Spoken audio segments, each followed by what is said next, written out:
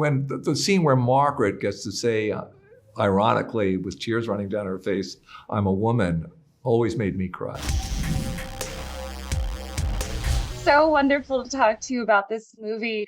Can you first just talk a little bit about how this project began? I mean, being the team to finally get the film rights to such an iconic book must have felt like a lot of pressure. Kelly Freeman Craig, the director and writer, wanted this for her next job. So what does she do? She writes Judy Blume, "I'd love to adapt your book."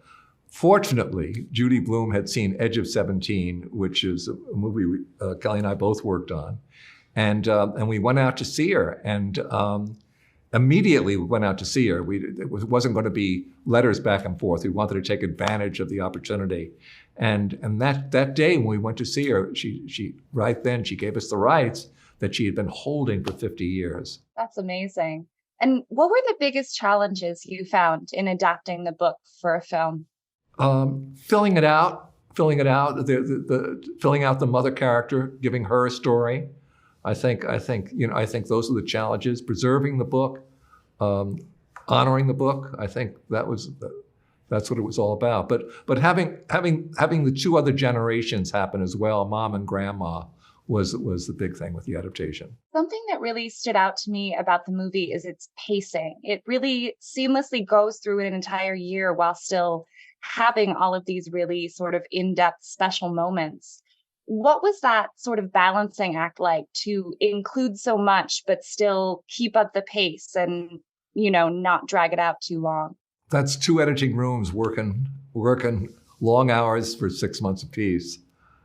Yeah, that's it. That's post-production. And in terms of just filming in general, are there any scenes that really stand out to you, either that you're especially proud of or just filming them was so much fun? Yeah, I must increase my bust, scene comes up. That was fun.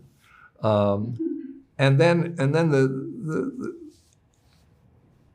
when the scene where Margaret gets to say, ironically, with tears running down her face, "I'm a woman," always made me cry. Yeah, it's a really emotional movie for sure.